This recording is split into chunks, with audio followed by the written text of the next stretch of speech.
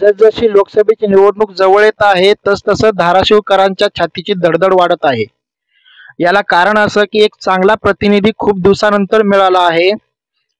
खासदार म्हणून ओमराजे निंबाळकर ज्यावेळेस निवडून गेले तेव्हापासून त्यांनी लोकांचं हृदय जिंकलं आहे. लोकांची कामं केली आहेत. अडीअडचणी सगळ्यांच्या सोडवल्या आहेत. सगळ्यांना कुठल्याही अडचणीला ते उभा राहिले आहेत. जेव्हा कधी लोकांना सामान्य जनतेला ओमराजे निंबाळकरांची गरज वाटली तेव्हा तेव्हा ते उभे राहिले आहेत. पण आता अडचण अशी झाली आहे की राज्यामध्ये शिवसेना पक्ष फुटला आहे. शिवसेना पक्षाचे दोन गट पडले आहेत. गेल्या वेळी जे ओमराजेंना साथ दिलेले तानाजी सावंत यंदा महायुतीमध्ये आहेत आणि हेच तानाजी सावंत व ओमराजेंचे कट्टर प्रतिस्पर्धी राणा जगजितसिंह पाटील हे एकत्र आले आहेत आणि एकत्र येणार आहेत. एका मंचावरून लढणार आहेत. आता विषय असा झाला आहे की येणाऱ्या खासदारकीच्या निवडणुकीला ओमराजे निंबाळकर यांच्या विरुद्ध राणा पाटील यांचं आव्हान असणार आहे आणि तानाजी सावंत त्या बाजूला असल्यामुळं सध्या थोडंसं पारडं ओमराजेंचं कमजोर वाटत आहे. याला कारण असं की भाजपकडे केंद्रीय यंत्रणा आहे. भाजपकडे सगळा लवाजमा आहे. केंद्रीय मंत्रिमंडळ भाजपच्या प्रचाराला येतंय.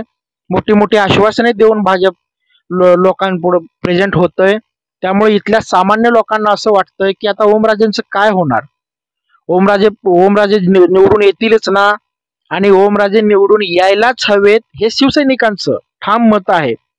जे जे उद्धव ठाकरेंवरती प्रेम करतात अशा धाराशिव मधल्या सर्व शिवसैनिकांना मनापासून वाटतंय की ओमराजे कुठल्याही परिस्थितीत निवडून यावेत. ओमराजेंचं निवडून येणं गरजेचं यासाठी पण आहे की त्यांची नाळ सामान्य जनतेसोबत जुळलेली आहे.